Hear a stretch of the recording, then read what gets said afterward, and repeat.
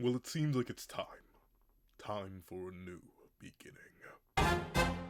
What's up, guys? That guy with a pencil here from Fat Newman Suit. Have it on me and keep it on me at all times. Another fun fact. Here we are to do a quick review of chapter 112.1. Because I'll be honest, I already reviewed it, but then I didn't really like how it sounded because I've been sick for a while, and I still feel a little bit of it as I speak right now.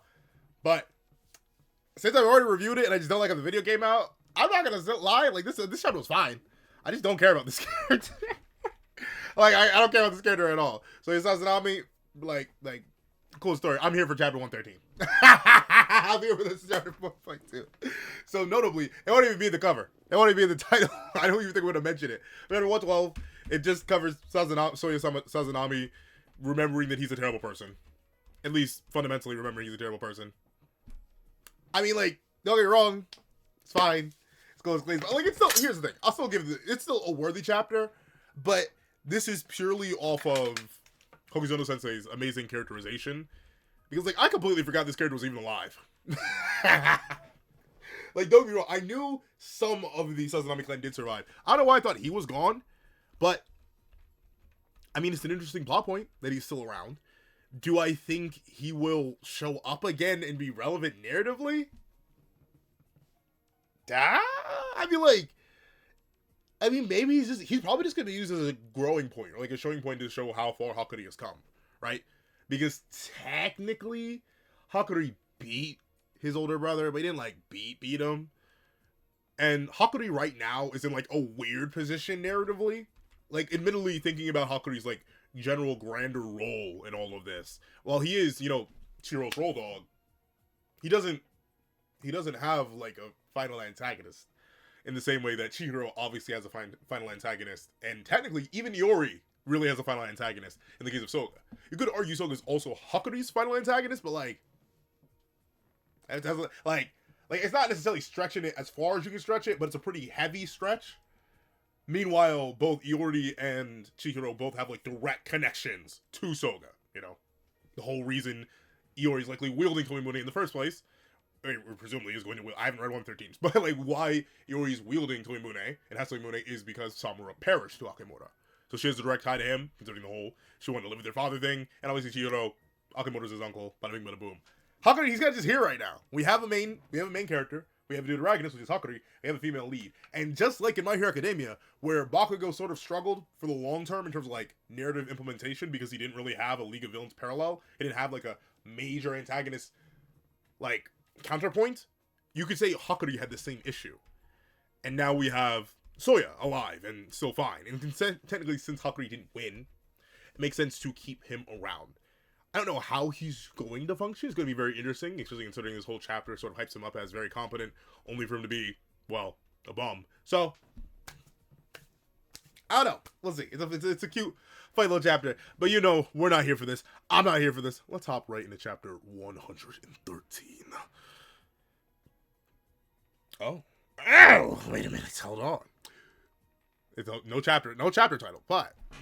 Are we getting a war fight? Hold on, let's see. Let's see. February 18th, a large island suddenly appears in the coastal waters near southeast Japan. We're getting ourselves a flashback. Let's see. Between it and Honshu is an island called Irishima, which is part of the Chiba prefecture. One thing I do want to say, I'm stupid. Of course this took place in Japan. It's literally the Kyoto Bloodshed Hotel. I'm very dumb. All right, I'll admit, I don't know why I thought this took place there. Like, have they ever said the nation's name before? I'm just stupid. But let me see. Which is part of the Chiba prefecture. During a record-breaking earthquake 34 hours prior, a vein of unidentified mineral ore was exposed on the Irishima surface. Presumably the Datensaki. And now I think about it, with how long the war raged, it is very impressive that Kunishige managed to figure out how to work the Datenseki at all. Unless I'm mistaken, the war, it wasn't like a multi-decade long war. It was like a battle, or it was like a series of battles, and then the Enchanted Blades came out and wiped. So interesting, let's see. A vein of unidentified mineral was exposed on Irishima's surface. Interesting that it happened on an already existing island. For some reason in my head, I had it that the Dattenseki appeared on the island, like the island that appeared from nowhere, and then during the consistent invasions or battles that took place on the island, like it was unearthed, or maybe even when people from the island attacked the mainland, knowing that they had resistance to the whole Dattenseki explode you effect, they brought it over, were executed, and then Dattenseki was found on their bodies. But no, Dattenseki appeared on an already existing island as a result of an earthquake, seemingly between Ita's Honshu's island called Hiroshima, which is part of the Chiba Prefecture, during a record-breaking earthquake 34 hours prior. Presumably 34 hours prior to the appearance of a large island in the coastal waters near Southeast Japan. So somehow, the island, like, it like, foreshadowed itself in a way, because we know the big point of the people on the island is that they had an innate resistance to Dattenseki. Interesting. Let's see. The ore is highly reactive to spirit energy and produces astronomical power bursts when the two come in contact. Immediately, it was designated as Japan's most critical resource. And there are some series that I currently review on the channel itself where I'm like, we're probably, like we have a final antagonist, but something in my heart of hearts is like scratching in the back of my dome, being like, we're gonna fight God, aren't we? Like, I don't know about y'all, but as a person who's played one or two or three or four, 5 or 6 or 7 or 8 JRPGs, like usually, even when there is a big bad final antagonist, either that big final antagonist fuses with the god of their universe, or plot twist, that big bad final antagonist isn't even the big bad final antagonist, it's actually the god of the universe once again. But Kagurabachi doesn't give me that vibe. The series I'm referring to is Ichi the Witch, but like it doesn't give me that vibe of like Akemura isn't final boss material. There's gonna be something greater. But at the same time, it is very interesting that it just happened to appear right beforehand. And notably, it says it's unearthed, right? During a record-breaking earthquake, a vein of unidentified. So like it was always there. It was just I'm guessing what probably caused the earthquake was the island moving? Like, I'm not sure if it's meant to be like an Atlantis type beat where it was hidden under the water for a long time and then it rose up, or if like the island was literally like, and just brought over from somewhere else. Because then we just don't have, as much as a certain idiot, I wonder who that could be, a certain idiot was like, oh, well, do we actually know where this took place? Like, we don't know how interconnected the rest of the world is because we've been so focused on Japan and the Kabunabi and the Seitei War. And like we don't have enough information. So, like, maybe the island is from somewhere else. And there are more people like it from the island, which could lead to a grander scale narrative, right? The idea that, well, maybe Akimura isn't the end-all be-all. He's just the end-all be-all for Japan, and then we go to, like, world stage. I don't know. I don't really get those vibes from Kagurabachi. But let's see.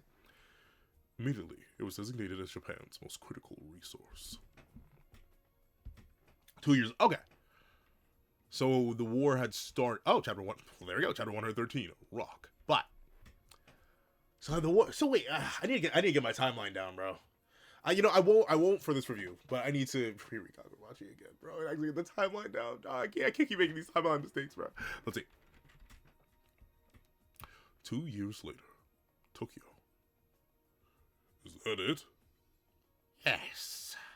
The Dattenseki. Interesting. It is very interesting that they specifically had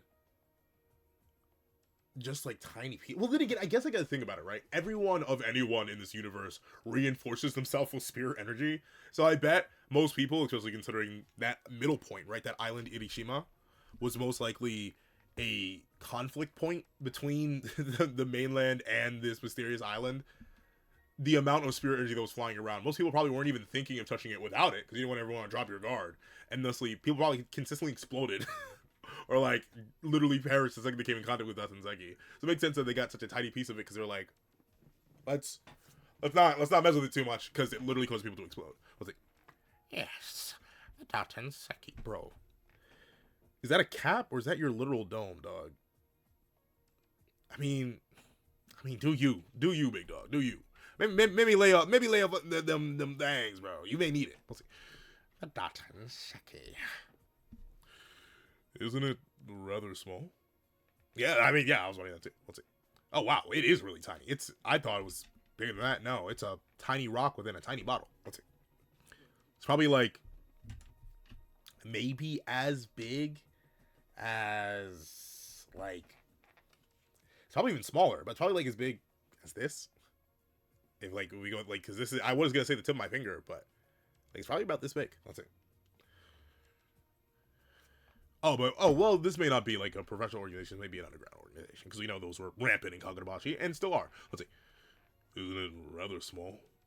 It's plenty powerful enough to obliterate an entire city, if you can wield it properly, of course. Oh lord, man, the upscale of Kagurabachi does not stop.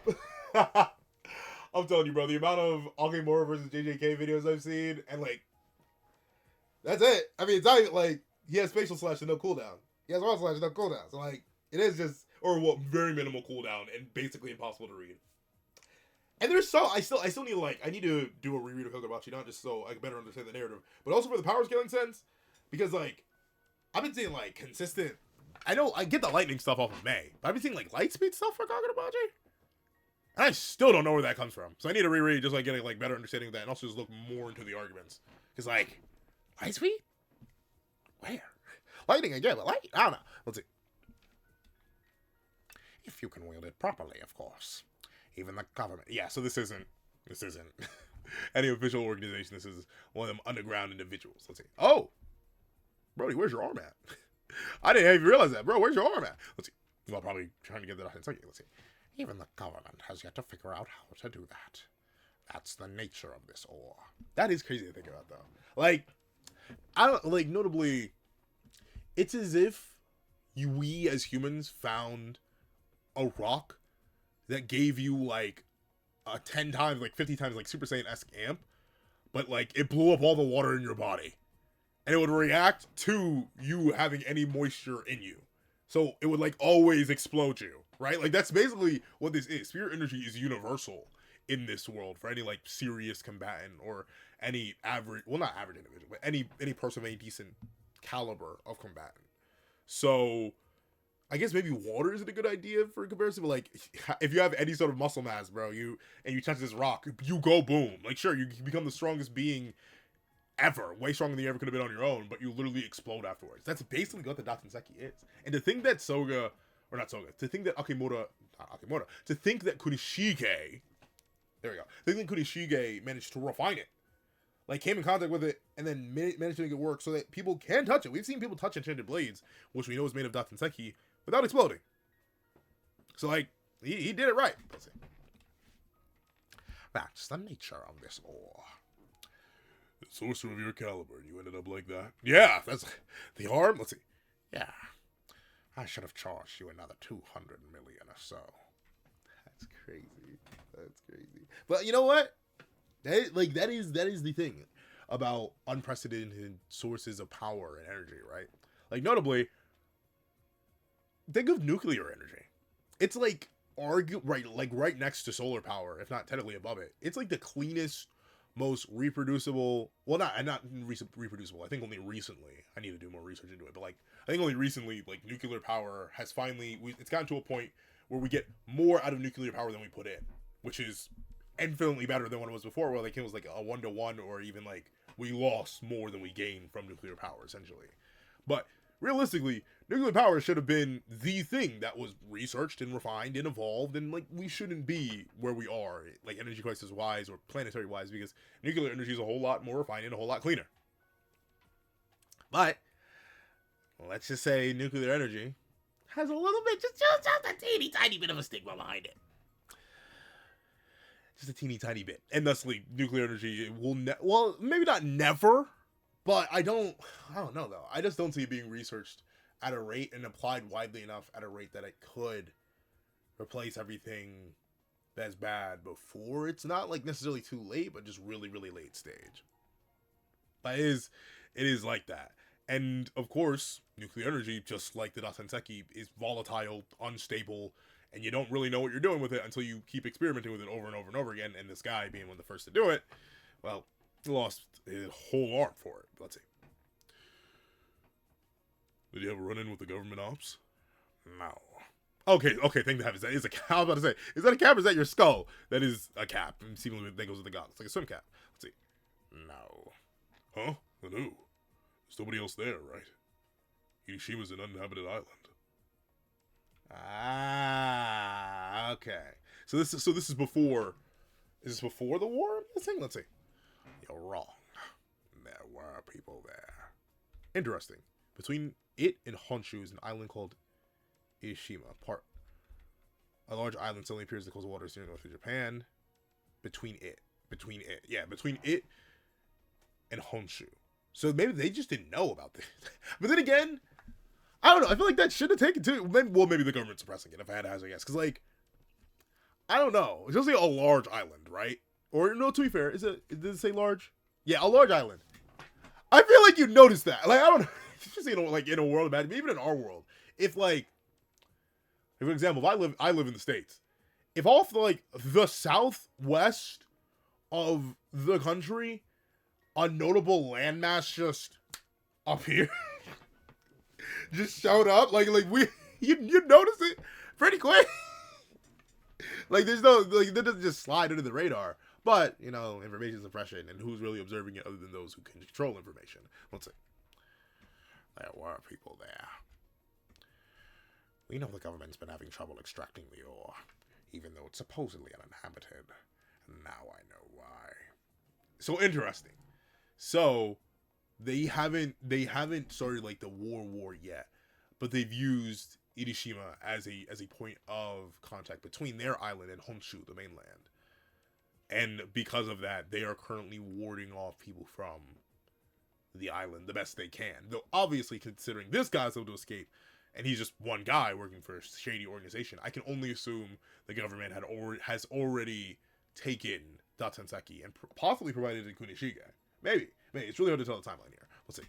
Because I just don't know the timeline that well. I'm not going to say, oh, it's Tokugawa's fault. It's me. It's my fault. Let's see. They appear to be human, but not like ordinary sorcerers. Because they could directly wield the Datsenseki. Let's see. Ooh, what's this aura? Let's see. They were assassins sent by Shikoku. Yeah, I mean, that is the name of the island. Huh? Shikoku? You mean from that so-called large island that's only surfaced in the ocean near Irishima? Inhabitants from there. But the government said it was a cluster of mutated seaweed. Yeah. So it is a... But I guess in the world of magic, maybe they wouldn't question it as much. But in our world, like, give it, like... I think the main thing that would like have me worried if it were to happen is that, like, land takes time to make massive moves. Obviously, mountains are literally just tectonic plates smashing together and then like rising up. An island is just a mountain that's underwater. So if an island of any decent size were to spontaneously appear, that means something is happening under the water. And something that's happening under the water is terrifying. We know more. Well, I'm not sure if this statement's still accurate, but I'm pretty sure we know more about the depths of space and the grandness of our universe than we know about the bottom of the ocean. Like the bottom. Because there's so much pressure down there. Usually nothing can survive except things that are already heavily adapted living down there. And anything that is heavily adapted living down there, whenever it comes back up, usually dead because of the pressure difference. So, like, there's no winning down there. No like recording technology or light can really make it down there, at least not consistently as far as I know. So for something like that to appear in mass, it would cause a little bit more hysteria. And it makes sense that the government would lie about that, right? But the government said it was a cluster of mutated seaweed. And this causes the guy to go, you trust what the government tells you, and you call yourself a thug. But yeah. Oh, and to be fair, if it looks like this, I get why they would say that. But reasonable lie. But also, as much as I would be worried and paranoid, I also get why people wouldn't investigate, because they, like me, would probably be worried and paranoid. Let's see. Trees on trees. Excuse me. That was a very early assessment, right? The government has released no actual information since then. That's because they don't know anything. That's like my thing I've always like talked about, and notably it's because your boy was heavily into like the study of the stars in the universe when I was a younger lad. Back when Pluto was still a planet. Gosh darn it, I've been interested in the heavens for a long time. And like something, even when I talk about my friends who are like currently still studying or into the grander scheme of things, if aliens ever made it to Earth, we've lost. And like I'm talking like advanced aliens. I know there's yada yada aliens, but like I'm talking like if advanced intelligent life found us and made it to us first, we've lost. Because in order to reach us, they, as far as we know from our current understanding of the universe, they would have to travel light years in a reasonable time for a living thing to exist. And even the longest living things out there can't really survive the light years it would take to reach us from any of the quote-unquote inhabitable planets that we have identified. So, that being the case, them spontaneously appearing, they have FDL technology, they can wipe the planet if they really felt like it. Same case here, on a smaller scale for the government and Shikoku, where the people of the island have appeared. And by that point, it was already too late to try and learn anything, because the people of the island were just that powerful. Until a certain somebody came along. Let's see. Boat? Hey, this is as far as we can go. Oh. Okay, interesting. So these are still the same guys. Is something wrong? No, the boat just won't go any closer. It's physically impossible. Yep. Oh yeah, paranoid. But see, I'm not coming out here for this. Let's see. It's physically impossible. It's surrounded by a powerful force field. Nobody can approach it beyond a certain distance.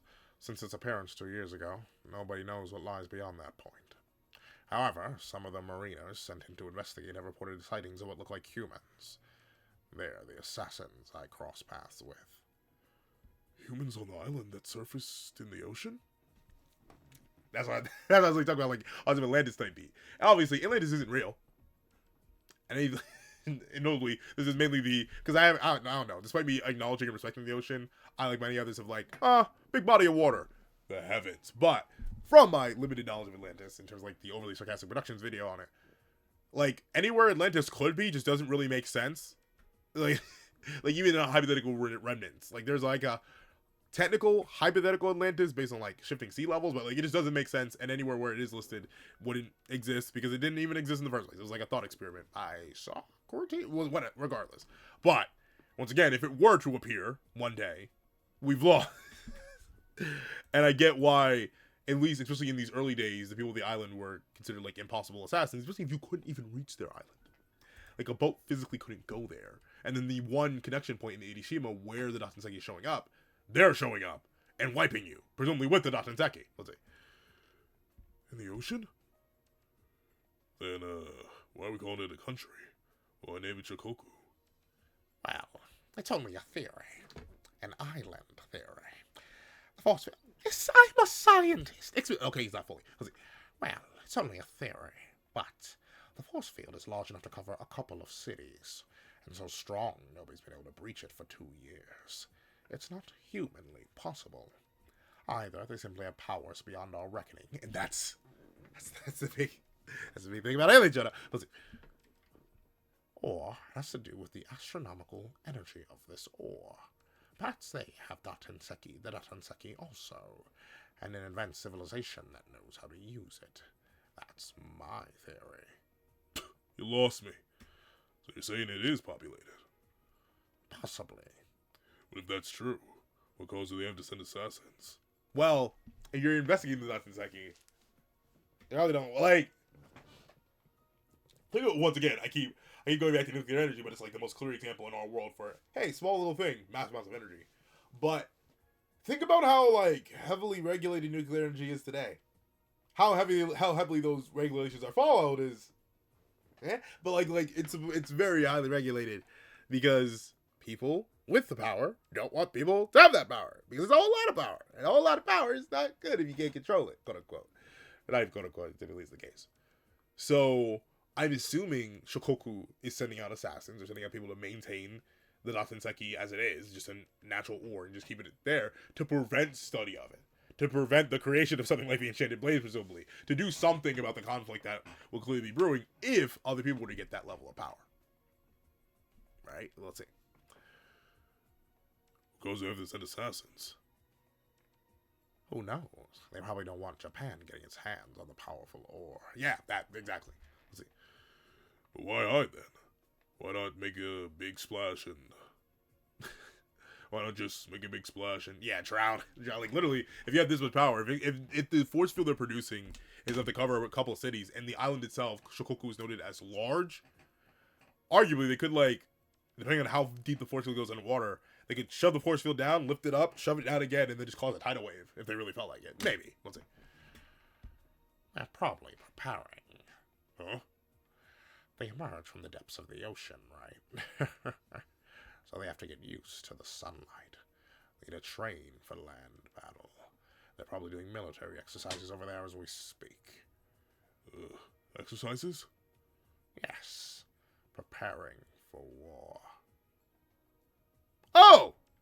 Hey, Sheba! What's good with you, gang? You but, and this should what, be like a 20-year-old Sheba? Maybe? But, that, I mean, and I guess that is true, right? Like, it's weird to think of a good even comparison in our world. Because, like, notably, like, you can't just come from, like, you can evolve to be on land, and you can evolve to go back into the water.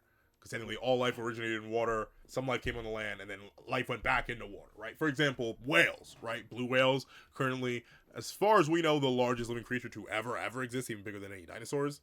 They're like, the most common ancestors to all life was ocean-based. They then left the ocean, but then whales, especially blue whales' ancestors, went back into the water. They never fully adapted to water. They never regained the ability to breathe underwater, but they adapted heavily to it.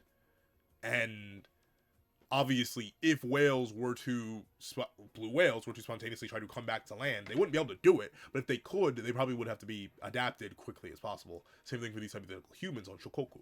Let's see. Sheba's here. He looks so... Why does he look different? Is his hair longer? I don't know. Somehow the side profile. Let's see. Hey, you done talking? Oh, no. Yeah, no, this is definitely Sheba still. But I think he does have more hair. I don't remember this ponytail thing. Let's see. Who are you? Hey, security! Well, we know he makes it out of this fine. Let's see. Don't move. Oh, he's like, I mean, technically, teleportation ain't moving. He's gonna drop him somewhere? Let's see. Whew. Oh, you like that, bro? Oh, you like that, bro? Whoa. Is that his reformation? Is that blood? And he's so... He said, hold on. You don't know how expensive this John is, dog. I can't just throw this away. Let's see. Hey, sorry. I moved. Jeez! Yeah, she just said, man, murder. Why do I get? Jeez. To be fair, they were going for him, and I do like the variety in the weapons too. A short sword, a long sword, seemingly just sorcery, and another case of sorcery. But Sheba warps high into the air, drop, and hey, honestly, in a verse of characters that can't fly, yeah, drop them from the heavens if you can teleport. Let's see. Sorry, I moved. Boom! Just bodies at the floor. All right. Oh! I said, jeez. Let's see. You're awfully quiet. You must be Tokushima. If you are, I know I can't beat you. To have that much aura even before the war, that's crazy. That's great. But you know what, though? Especially just based on how word spreads in our world about, like, people of certain aptitudes and abilities, if you're in that world, and by world, I mean, like, subsect of the world, right? Like, notably, there's some names in sports that you just hear and you're like, oh, wait, this is such and such? I ain't got that. Like, the name, and to be fair, Usain Bolt is one of those, like, names that transcended the world he lived in because he was the fastest man alive and recorded as far as we know. But, very specifically, there is this idea of you hear a name and you're like, oh, like, you ever just meet someone so goated that, or not even, like, that's a crazy thing, right? You don't even meet, but you just hear. You hear the name Usain Bolt. You're like, oh, that's the fastest man alive. But specifically for a more concentrated idea, because Usain Bolt is a bit too broad, because he transcended literally everything. If you are in, or even like adjacent, because I don't know anything about soccer or football, for example. But if I heard what I ran into Lionel Messi, I'm like, wait. And that's what this guy's having here, like, Oh my word, you must be Togo Shiba. If you are, I know I can't beat you. You fiend, the Soga clan's guardian. wait! It's like that? The Soga clan's guardian? What kind of lord you're up? Wait a second, Shiba! So you're like that because you're related to Akebora? Oh my. Okay. Let's see. The Soga clan's guardian. You call yourself a scientist. You're the government's dog. So was the Soga clan the head of the government? Yo, Kurishige, who'd you lay pie? Let's see. Oh. Okay. I think it was good to know. Ah! Whoa, death cries. You're late, Mashiro. You're early. Hey, Mrs. Shiba, what are you doing? Stepping on this guy's neck and burning him. You know what though? That's actually true to form, because didn't he? I remember he simply sat on somebody and like put a cigarette to their eye or something like that. Like he just does this. Let's see. Stepping on this guy's neck and burning him. You shouldn't kick and burn him too much. You don't want him dead. We've got questions for him. Who is this person? They look. That streak. Some of that streak looks familiar. This reminds me of what's her name? Who's that? Who hasn't appeared in the story since forever? Who's that girl from the start that gave like the mission stuff like that and like helped them meet Char? Who also hasn't showed up in forever? That's what this guy reminds me of. Let's see. We've got questions for him.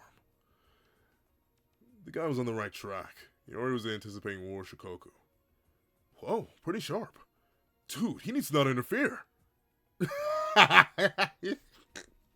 I mean, like, I get the genuine paranoia and worry about that. And like, I honestly wouldn't want to touch it or mess with it either.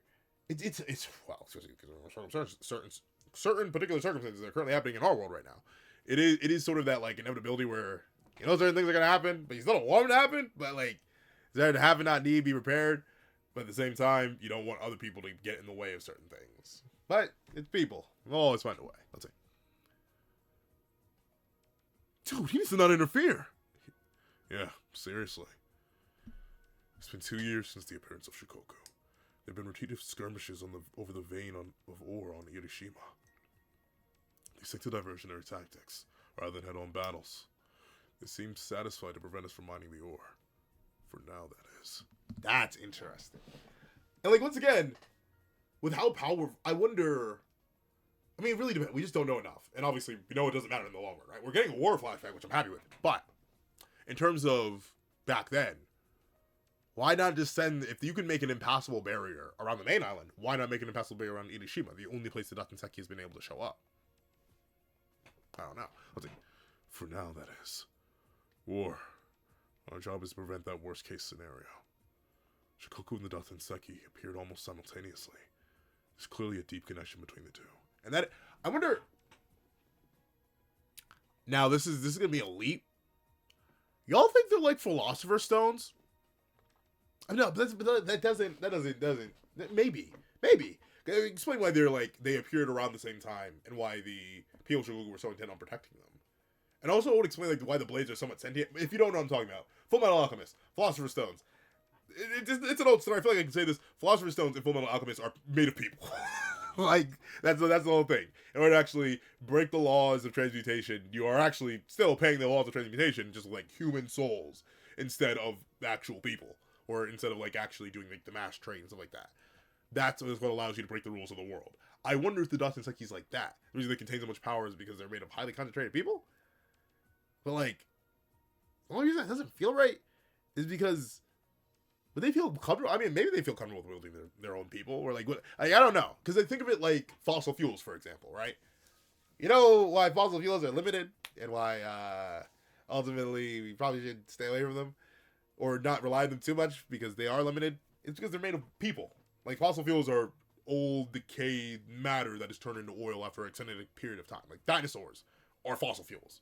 That's why they're called fossil fuels, right? Just in case you ever made that link or made that connection. That's why they're called fossil fuels. There are obviously a limited amount of fossils. And obviously, by proxy, a limited amount of fuel. So, it's not the best idea to actually rely on that. maybe Datenseki's more like that. Maybe it's more like oil and gas based versus like actual people like the Philosopher's Stones. But something about the idea that they come with such explosive power, they all have unique abilities, they can give blades like a type of will and the ability to connect them. I don't know. Could legit just be people. I'm gonna put it out there. I'm not sure if that's already been discussed. That's probably a possibility, just because Datenseki and Philosopher's Stones do seem something similar in terms of their narrative utilization. But let's see. There's clearly a deep connection between the two. First of all, you understand this ore. Beep, beep, beep. Hey, it's Shiba. Shiba, mission status? Complete. What about the other thing? Oh, that?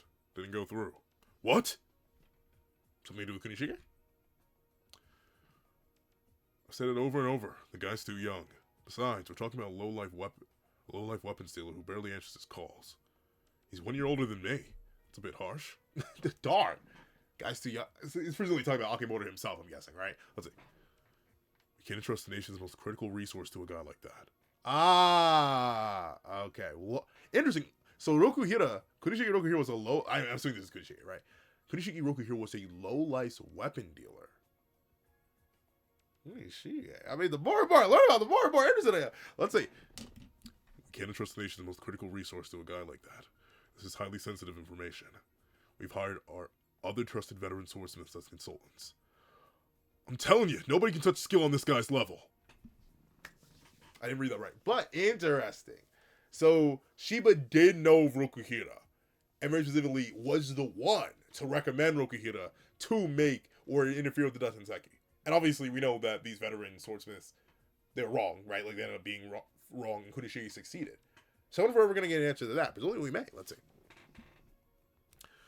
A select team of scientists are conducting ongoing research. It's been 2 years and they've basically gotten nowhere. Sorry, but that's just how it is. That's how challenging this material is. Oh, Shiba got an idea? Understood. They make a quick stop, then I'll head back. Copy that. Wait a sec, where exactly? Uh-oh, hang it up. Oh, smart. Okay, taking the little piece of Datenseki and taking it to Kunishige. Alright. A quick stop? Dude, your expression is so evil. It's interesting seeing young Shiba. Yeah. I'm taking this to show him. We're gonna see young Kunishige. Clang, clang. Alright. Seitei War. Arc? Alright, yo. Man. I think the thing is, I'm a carbon copy of my mother, not my father, but like, golly! That is just Shihiro. But Seitei War, so we're opening up with a meaty flashback. Alright. I don't know how long this is gonna go on. But man, take all the time. Slow down the pace. Hokuzoto Sensei, I won't call him Kunishige Sensei. But alright, I forgot to pre-draw for this chapter. Gosh darn it. But a WWW chapter, gosh darn it. Oh my, I'm excited. Obviously, I'm glad that we're getting world building, I'm glad we're getting history, I'm glad that we're getting to see these characters, the nature of Shikoku in the past, all the information. It's just good stuff. Big stuff. I've kind of gone over throughout the review, but I hope you guys enjoyed the review. If you made all the way to the end of this video, please do me a favor and leave. I was about to cough. There we go. Leave Back to the Flash. You may be wondering, Pencil, you mean Back to the Past? No, Back to the Flash. In the comment section down below. Thank you so much for watching. Leave a like, share, comment, and subscribe. Make sure that link notifications so you don't miss out on any videos like the channel. Also, you can have a page down below. You support me for as low as $1 a month. Things like exclusive videos, early content, and more. You can now become a member of the channel for as low as $3 a month and get the same perks and more. So those perks include the live reactions, so this is Sam to review, ad reactions to all my videos, early ad free access to all my videos, early ad free access to all my videos, not just here on the main channel, but on the second channel, that called Reaction. Link in the description down below, along with the fact that you get your name listed at the end of every single video. If you're a $3 patron or a $3 member or higher, you get your name listed and read aloud at the end of every single video. On top of that, I do have a link to my Twitch in the description down below. That guy, the controller, where we stream every Friday, 8 p.m. EST. Roll through. We're having a fun, wonderful time playing Silk Song. Silking it every single Friday. Feel free to roll through. I'm buzzing the game. It's a very fun time. And then on top of that, I do my Ko-Fi down below. You want to drop 5 views on a short video, 20 views on a long video, any views on any support is always greatly appreciated. And I want to thank you so much for watching. Once again, I hope you guys have a wonderful day. This is that guy with a pencil writing off.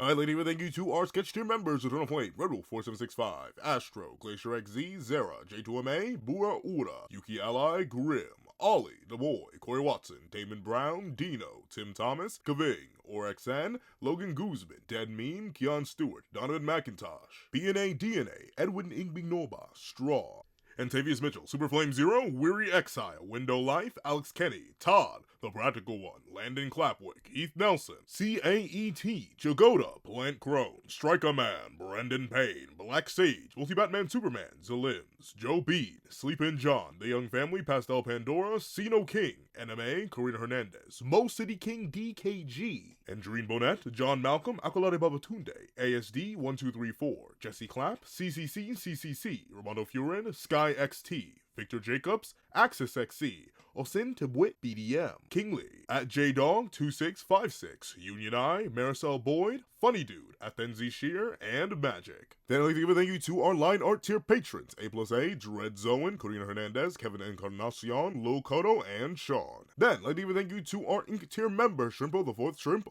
06. Then I'd like to give a thank you to our digital art tier members, J Warrior and AZ Void. And I'd like to give a final thank you to our colored art tier patrons, Walking Minnows, and Ernesto 430.